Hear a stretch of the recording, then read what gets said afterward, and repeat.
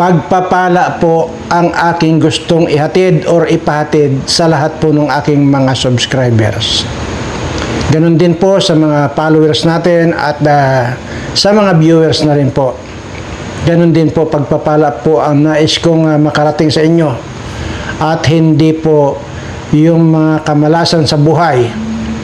At ganon na rin po gusto kong ipahatid sa inyo na sana manawari dumating na po yung swerte na para sa inyong lahat. Pero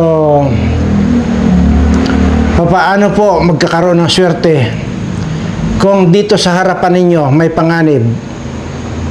Tumalikod kayo, may panganib. Pumunta kayo sa kanan ninyo, may panganib.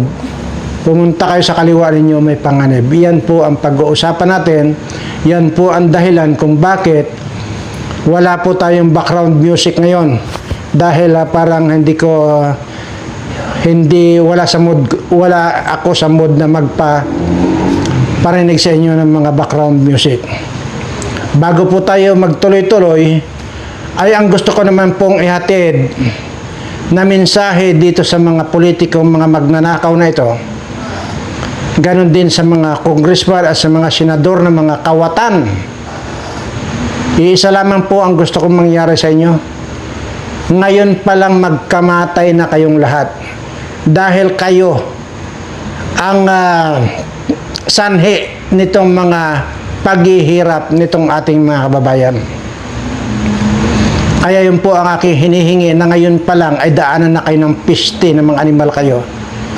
Dahil sobrang dami na po yung mga kababayan natin na hirap na sa buhay. Na talaga namang masasabi kong literal na walang masaing na itong mga kababayan natin dahil sa kagagawa ninyo. At ngayon maliban dyan dahil sa mga pinaggagawa ninyo, itong mga tatalakayin ko rito sa aking mga subscriber ay talagang kayo ang may kagagawa nito. Kaya nagkakaganito ngayon, hindi lamang po dito sa atin, sa buong mundo na po, ay isasalin na rin po natin dahil yan po ang katotohanan na talagang gusto kayong patayin lahat. Kaya ako po hindi sinali ang aking sarili kasi nga po, di ba sinabi ko naman po na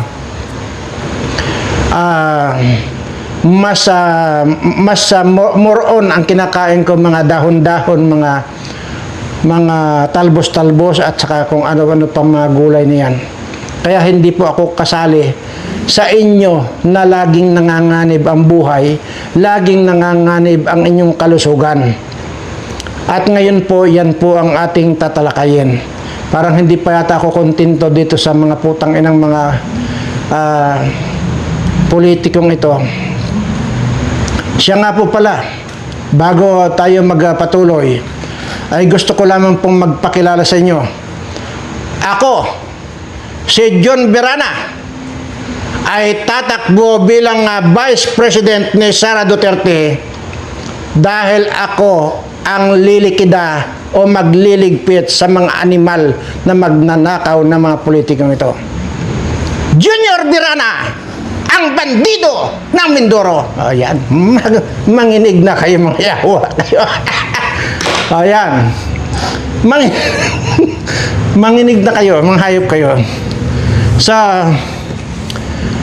Gusto ko lamang pong muna bigyan daan itong mensahe. Kinuha ko lang po yung kapirasong doon sa mensahe ni President Duterte. Natanggap na po niya kung ano man yung kanyang kapalaran.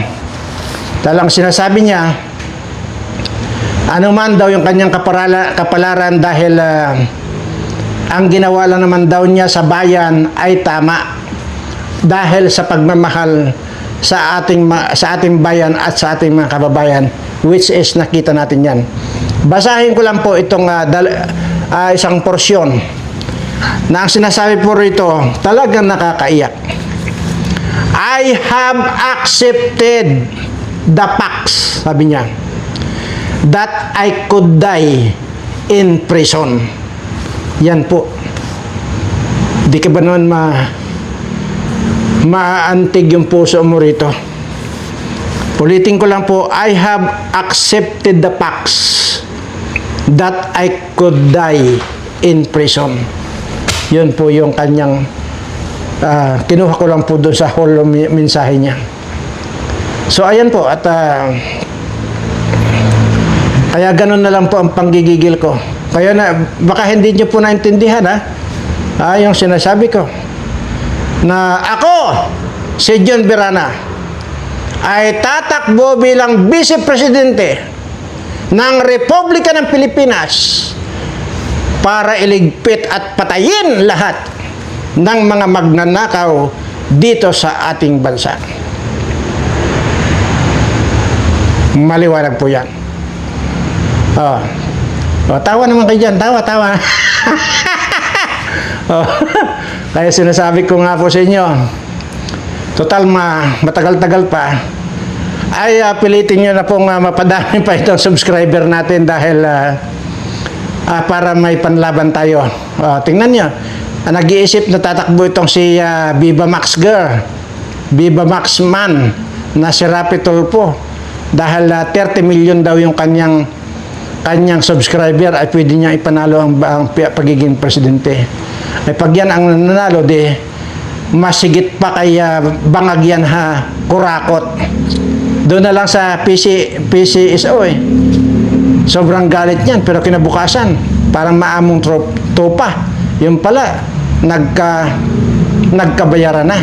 Anyway, sige, kaya yung sinasabi ko po rito, iisa lang ang dasal ko din sa mga putang ng mga politikong ito: mamatay na kayong lahat. Sige, ito po ang pag-uusapan natin ngayon. Sisimulan po natin dito sa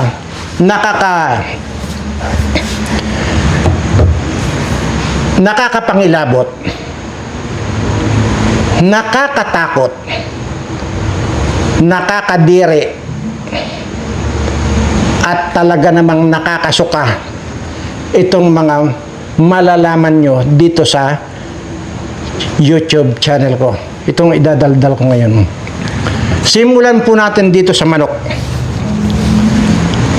Sana, mga kababayan, ay hindi masayang yung pagdadaldal ko rito. Sana tumatak sa inyo, lalo na dito sa mga subscriber ko. At hindi lamang sa subscriber ko, dito sa makakapanood din ito. Ayan. Simulan po natin dito sa manok. Kung ano ang pinaggagawa nila sa manok, no? Ayan. Paalala lang po mga kaibigan sa mga mahilig bumili ng manok dyan, ito na yung resulta mga ka-idol. Ini-injection na nila mga ka-idol yung manok para bumigat mga ka-idol, at hindi ito nasisira basta-basta mga ka-idol. Kaya mag-ingat tayo sa mga binibili natin ng mga manok mga ka-idol. Ingat tayo lagi mga ka-idol. Paalala lang po mga kaibigan sa mga mahilig.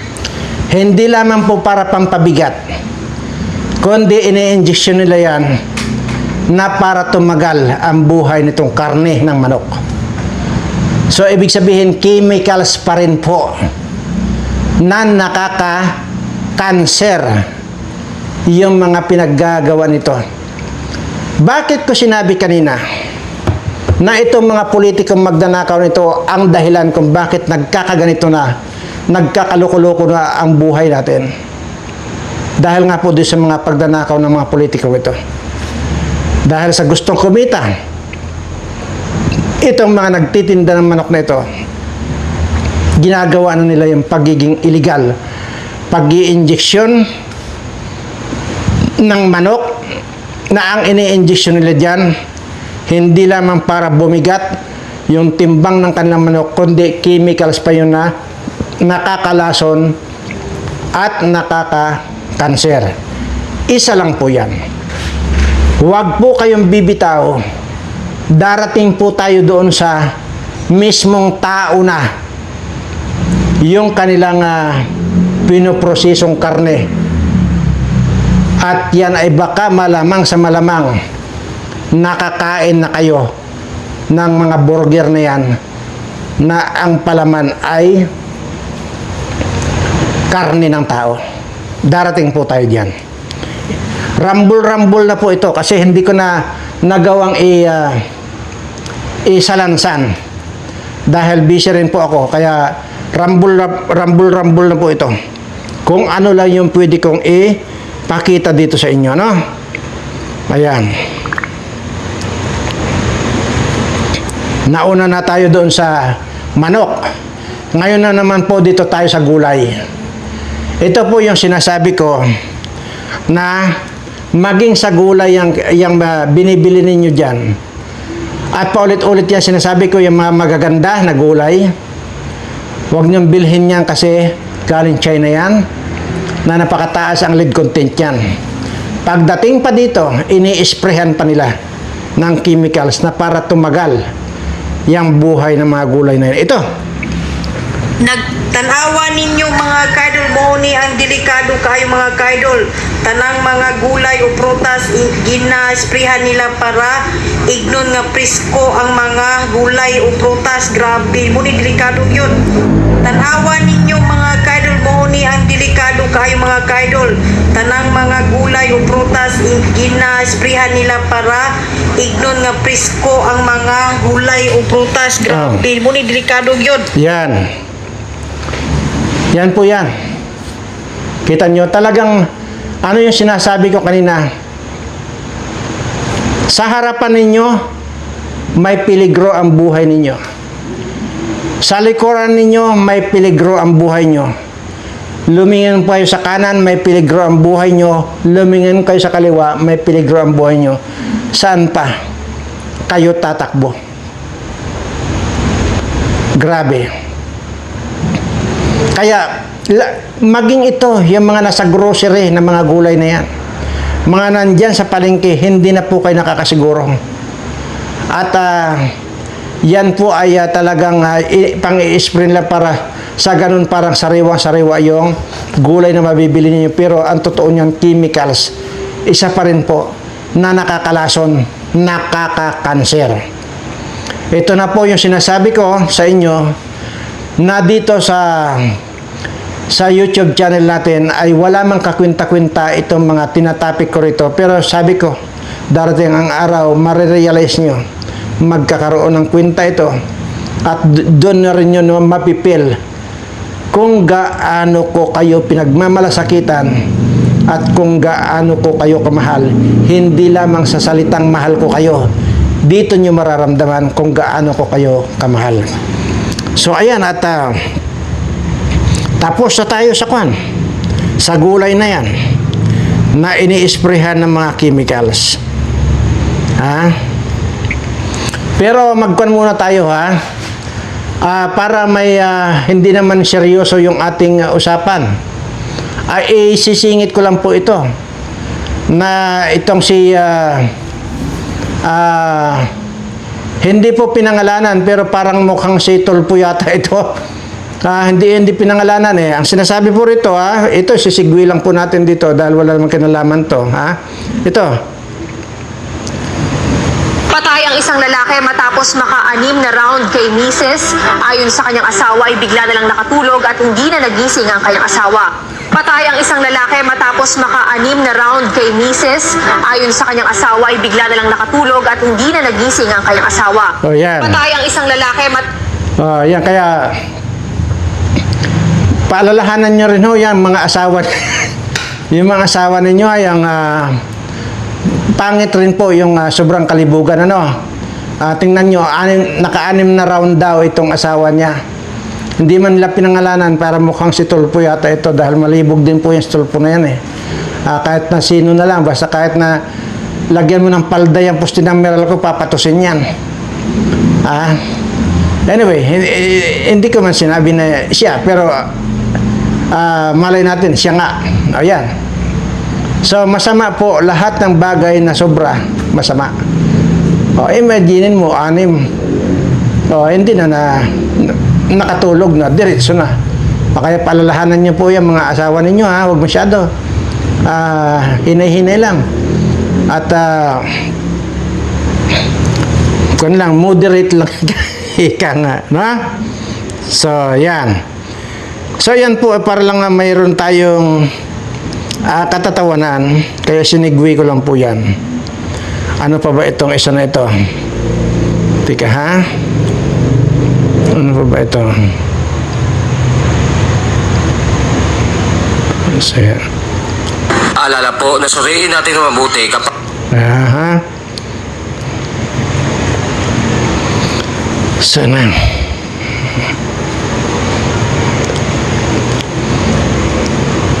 So, ayan. Ano pa ba ito?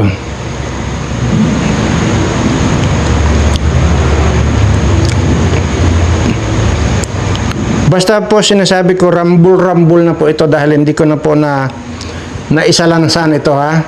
Rambulan na po ito. Ewan ko ito, isa na ito, ano ba ito? Kung ayaw mong magka-cancer bago ka umabot ng 50, Ayan. Ito muna. Ipakuan ko lang ito, iparinig ko lang sa inyo, ha. Ito muna.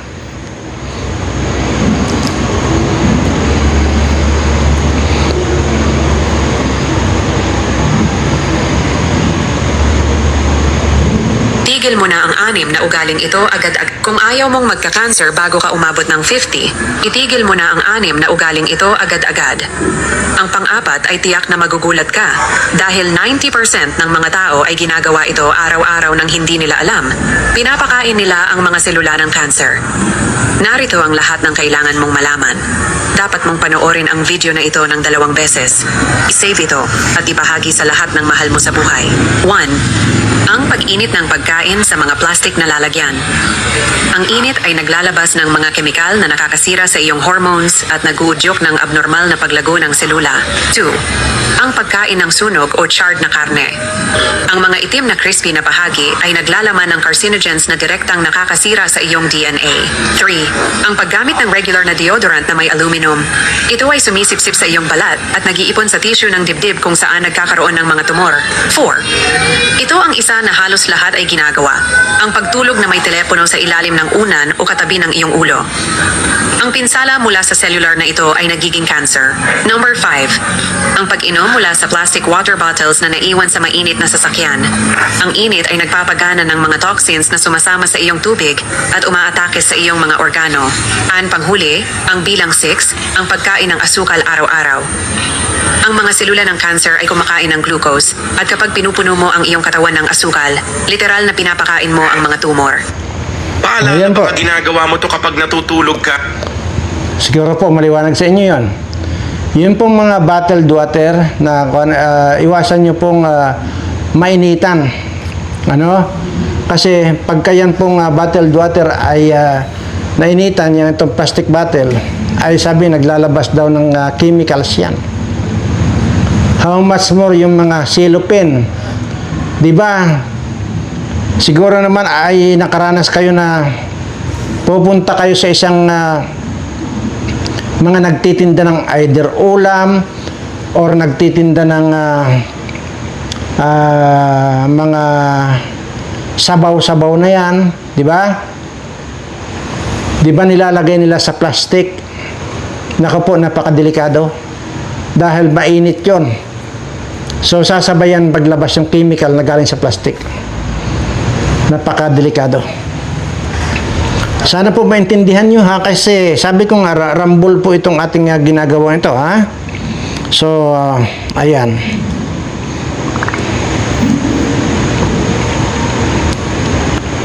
Ang susunod po natin tatalakayin ngayon ay yung pong mga pangpasarap sa gulay, sa karne, o sa aning niluluto. Diba? Dalawa yan. Either bitchin or mga magic sarap na yan. Ha? Alam niyo po ba, yan mga yan lahat ay napakataas ang posibilidad na magkakanser ka. How much more dito sa mga naglabasang mga piki. Yung pong mga kwan, yung mga magic sarap na yan, mayroon na pong mga piki. So kung yung original ay nakakakanser na nakakapagbigay ng sakit, how much more itong piki? Ito pa po ang aking gustong ipaabot sa inyo, no? Para po ay malaman po ninyong lahat. Ayan. Ito guys, panoorin nyo. I-share ko lang ang video na to dahil nakabili ako ng Peking Magic Sarap. Di man lingid sa kaalaman, ang Magic Sarap ay nakakasira sa kalusugan kapag sobra. Kung napapansin nyo, ito ang Peking Magic Sarap, walang itim dito. At ito naman ang original na Magic Sarap, may itim sa pinakagilid. Kita nyo naman, nakakasira na nga sa kalusugan ng urig na Magic Sarap. Ano pa kaya yung peke?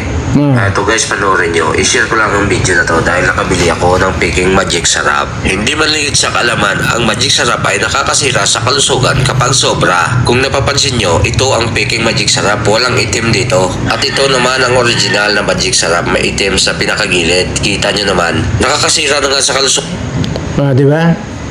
Magic Sarap na nga na nakakasira na sa katawan, how much more yung pike?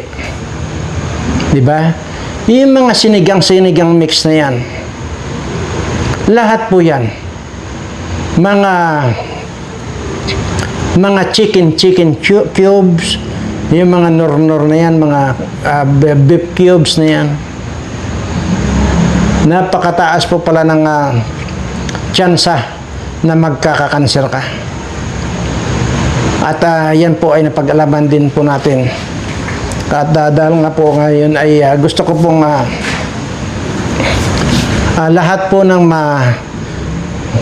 makikita ko na makakasira or makakapagbigay ng sakit din sa mga subscriber ko ay inaalam ko para ibinabato ko naman po sa inyo para sa ganun ay makaiwas kayo.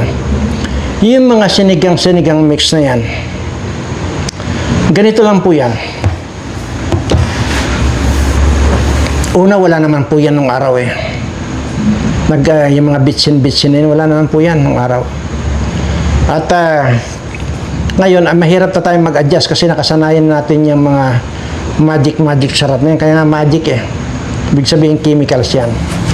Sabi ko nga po, huwag kayong aalis dahil malalaman nyo na, mamaya-maya lamang yung ginagawang burger yung tao. Yun ang nakakatakot, nakakapangilabot talaga. Tuturuan ko lang po kayo ng mga pangsinigang ninyo, no? Kagaya po nito summer, tag-kamyas na po ngayon. Yung kamyas po ba? Alam niyo po ba yung kamyas? Kahit saan po kayo makakakita ng kamyas at mura lang po yan. Halimbawa sa palengke, mura lang po yan. Bumili na po kayo ng marami. Alam niyo tapos ngayon, gagayatin niyo po yan ng siguro mga 1, 2, 3. 3 biak po yung isang kamyas, tatluhin yung biak. Tapos ibilad po ninyo. Bilarin ninyo hanggang sa matuyo. Kamyas po yan pinag-uusapan natin. Napakasarap po yan sa sinigang. Yun pong kamyas na tuyo. Yan po ang gamitin niyo sa sinigang. Ganon din po sa sampalok. Kasi yan po, kung ano po yung itinuturo ko, yun po ang ginagawa ko rito sa akin. Ito po ang, kung halimbawa mayroon kung kailangan na halimbawa isda na isisigang ko, gawa po dito. Gawa po ng mga tao ko rito na yan, kagaya ng kamyas kasi marami akong tanim dito. Lahat po kasi ng mga kailangan ko rito nandito na nakatanim na dito sa akin. Sa sampalok naman po, ayun, summer din, tagbunga ng sampalok. Pwede ko po kayong kumuha ng marami. Tapos yan, siyempre hugasan nyo. Tapos pakuluan po ninyo yan.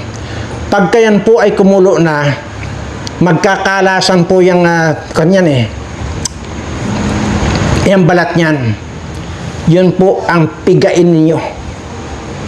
Tapos ilagay nyo po sa isang bote o sa isang lalagyanan at ilagay nyo po sa inyong freezer.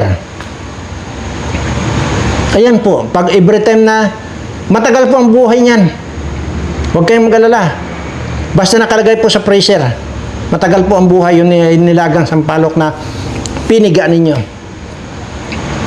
Yun at ilagay nyo sa freezer. At pag sinagsigang kayo, yan ang gamitin nyo. Napakasarap din po yan.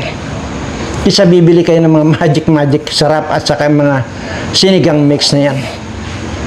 Huwag na po. Pero inuulit ko lang po Hindi ko po kayo pinipigilan. Okay? Dinidiscuss ko lang po ito. Pero kailanman hindi ko po sakop or wala po akong karapatan na pigilan kayo sa gagawin nyo sa inyong buhay. Wala po. Huwag nyo po akong baka po ma-misunderstood ninyo itong sinasabi ko. Hindi ko po kayo pinipilit or pinagbabawalang gumamit ng mga nandyan sa tindahan. Bagkos, dinidiscuss ko lang po kung ano yung pwedeng sakit na makuha ninyo. Yan po. Para maliwanag lang po, baka sabihin na naman itong mga animal na mga makakapanood nito, bakit ko pakikialaman yung buhay na may buhay. Ganun lang po yan. So, hindi po. Wala po ako sinasabing pinipilit ko kayo. Basta itong sa akin, sinasabi ko lang na masama. Lahat po yan, masama. Alam niyo po ba yung kwan?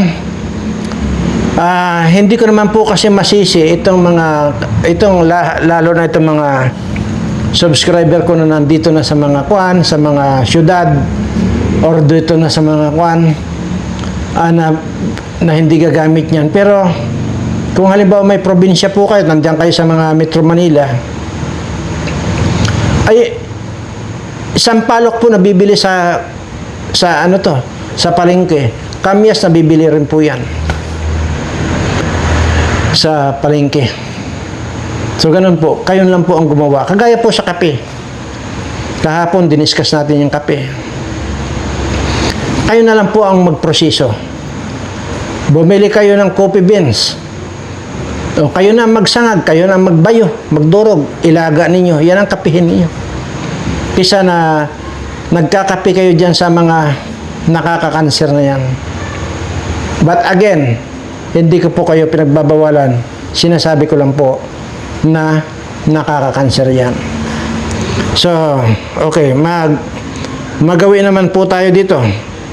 Dahil nakuha ko na po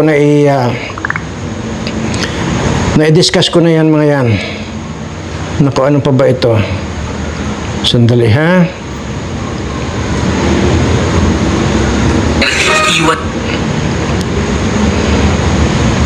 Oh. Yun po palang kwan ha. Sige, hindi ko na ipapaliwanag ba. Ito ipaparinig ko na lang sa inyo.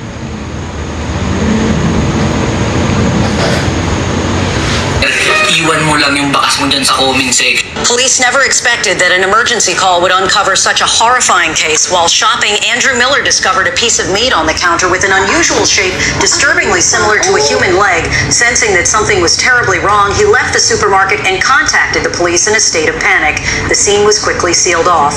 Customers were evacuated and the meat section was completely shut down. The supermarket owner, John Martin, was taken into custody. In stark contrast to the tension around him, he appeared cold and almost emotionless in the face of relentless questioning. As the police never expected that an emergency call would uncover such a horrifying case. While shopping, Andrew Miller discovered a piece of meat on the counter with an unusual shape, disturbingly similar to a human leg. Sensing that something was terribly wrong, he left the supermarket and contacted the police in a state of panic. The scene was quickly sealed off. Customers were evacuated and the meat section was completely shut down. The supermarket owner, John Martin, was taken into custody. In stark contrast to the tension around him, he appeared cold and almost emotionless in the face of relentless questioning. As the police never expected that an emergency call would uncover such a horrifying case. Yung kwan daw ito, yung na-discover na human legs. Ibig sabihin, binti ng tao. Yung dineliver. Diba? Pero hindi po yan yung sinasabi ko. Mamaya po. Ito ang kwan. Ito ang matindi.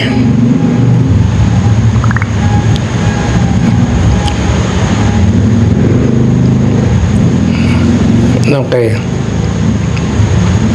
Malapit na tayo.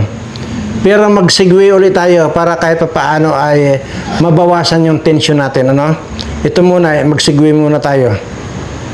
Kunti na lang daw ang sumamba sa kanila. Buti nga may kunti pa. Baka nga yung kunti na yan, hindi nila alam na kampo ni Lucif yung nagmimisa. Imbis na hanapan ng hustisya ang mga inosenteng biktima ng mga adiktos, ang mga adiktos na ngayon ang gusto nilang mabigyan ng hustisya. Kung hindi ba naman to mga hinaypaks, di ba? Tapos ngayon nagrereklamo kayo na kunti na lang yung nagsisimba. Alam na kasi nila na yung sinasamba nyo, hindi na yung Panginoon, kundi si Dilima, Bangag at Tamba. Ayan. So, yan po. At sinigwi lang po natin yon. At grabe itong mga nangyayari sa atin. Di ba?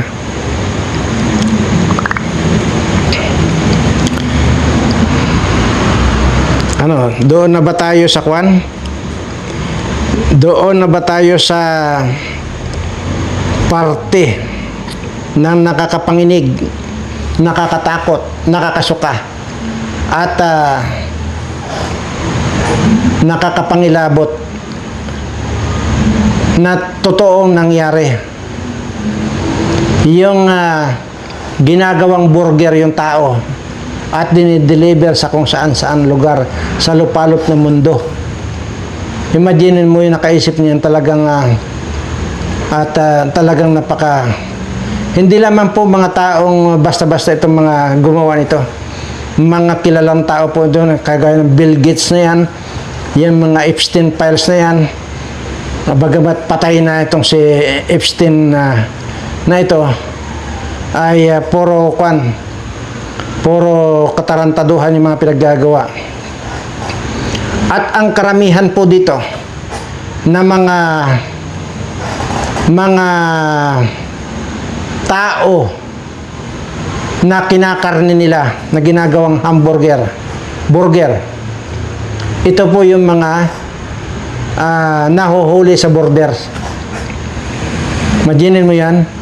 Kaya kung mag-abroad kayo, siguraduhin yung legal, dahil kung may makahuli sa inyo na talagang illegal yung ginawa ninyo, dadalhin kaya lang kayo din sa pasilidad na kung saan ay kinakarne nila ang tao. Para maintindihan lang po ninyo, ay ito po ipapanood ko sa inyo or ipaparinig ko sa inyo, kasi hindi ito. Ayan. Isa itong pagawaan na dalubhasa sa paggawa ng laman ng tao. Sa isang lihim na pabrika sa US, pinapahiran ng mga batang babae ng espesyal na olive oil sa buong katawan.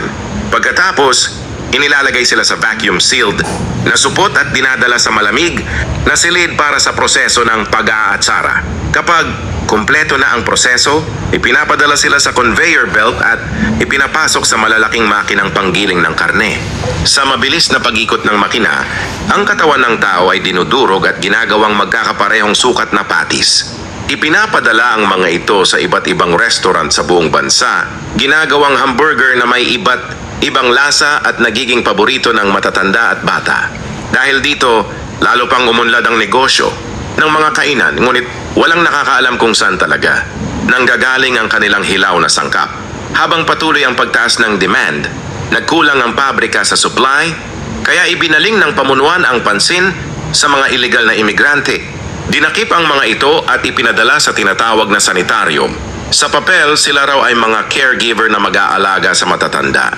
Ngunit sa katotohanan, ang mga matatanda ay pansamantalang iniimbak lamang bilang sangkap. Isang lalaki ang nakaramdam na may mali. Napansin niyang hindi ito normal na gawain sa pag-aalaga. Isang gabi, lihim siyang nagsiyasat at nakakita ng bangkay. Nang lapitan niya ito, biglang nagmulat ng mata ang matanda at tumayo. Sa kritikal na sandali, dumating ang administrador at agad itong pinigil. Binalaan niya ang lalaki na huwag nang lalapit pa roon.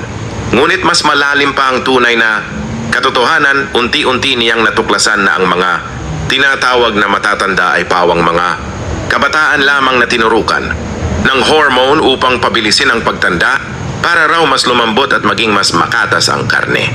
Sa isang inspeksyon, nakilala niya ang isa sa mga matatanda dahil sa tattoo, ang matagal na niyang nawawalang kapatid. Ngunit bago pa niya ito makumpirma, biglang sumulpot ang administrador at napansin ang kakaiba niyang kilos. Kung ayaw mong mamatay ng maaga habang natutulog, itigil mo na agad ang 5 gawin na ito. Ayan po. Baka nga marami sa inyo ay nakakain na po ng burger na tao. Yun po ang nakakapangilabot. Alam niyo po ba na talagang demonyo na po ang mundo.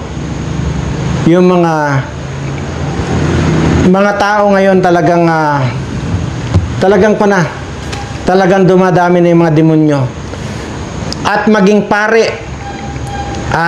alam niyo po ba ang totoo na ang sinasamba nitong mga pare na ito, nakakapangilabot ka, ewan ko kung naisave ko yun. Ang ipinagdadasal nila si Lucifer. Tingnan mo. Pare po yan sa Roma. Kunan ko lang ha. Kaya mga demonyo na po ang mga tao ngayon. Sa totoo lang po. At mga pare na ito ang mga demonyo na. Hindi ko lang po sigurado ha kung naikon ko. Grabe to kapatid, maniniwala Ato. ako sasabihin ko sa'yo na sa loob mismo ng Vatican Church, nananalangin sila at dinedeclare nila sa kanilang panalangin na si Lucifer, si Satanas, ay ang kanilang Diyos. Hindi po ito paninira, ayun na lamang po ang mga suga. At panoorin po natin sama-sama. So expose po natin ang bagay na ito.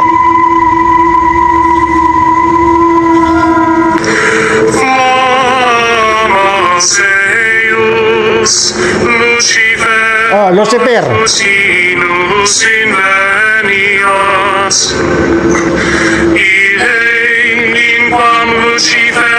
Oh, Lucifer.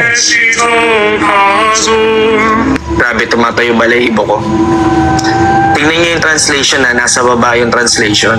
At actually, na-research ko din yung Latin word na dinadasal at kung ano yung talagang convert. Tama naman. Ito talaga yung pagkakatranslate sa English.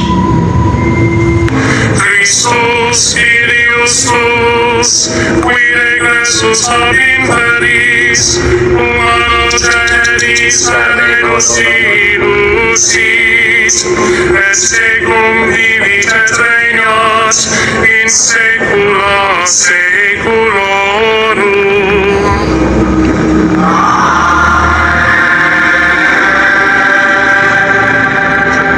Kinikilabutan ako sa bagay na to, guys. Grabe. So makikita nyo po doon, dinedeclare nila na si Lucifer ay anak niya, si Jesus Christ. Sinabi pong ganon. So, mas malala po ito sa Mormons, no? Kasi yung Mormons, ang paniniwala nila si Lucifer, si Satan, at si Jesus ay magkapatid. Pero mas malala to. Kasi, sinasabi nila na si Lucifer ay anak daw ni Lucifer, si Satan, si Jesus Christ. So, para bang pinapalitan nila na yung God the Father, si Lucifer. So, hindi ko alam kung totoo ba to, pero meron tayong video na makikita at may proof tayo. So, sa lahat po ng Catholic na nanonood, huwag po kayo magagalit sa akin. Kayo po yung magpaliwanag ng bagay na to. Kung hindi ito totoo, i-explain nyo po ito. Tatandaan po natin, no, sinabi po ng 2 Corinthians chapter 11 verse 14, at hindi naman iyan Kaya pala itong pare na si Flavi na ito, nag-addict, 15 years nag-addict yan. Kaya Lucifer pala talaga itong hayop na to. Na-addict na pare na ito. Kaya tingnan niyo mga demonyo pala talaga itong mga pare na ito. May translation kasi nga yung kanta na yon ay Espanyol. So may translation sa English. Parehas. Si Lucifer ang kinukuha nitong mga nandiyan sa Vatican. So mga tarantado talaga itong mga demonyo ito, mga pare na ito. Kaya sinasabi ko po sa inyo, wala na pong matino ngayon. Kaya, ang masabi ko lamang, ako, si John Berana, ang bandido ng Mindoro, sa darating na halalan, huwag niyong kalilimutang ihalal bilang Vice Presidente ni Inday Sara Duterte. Maraming salamat po at pagpalain nawa kayo sa lahat po ng aking mga subscribers. Mahal na mahal ko po kayong lahat.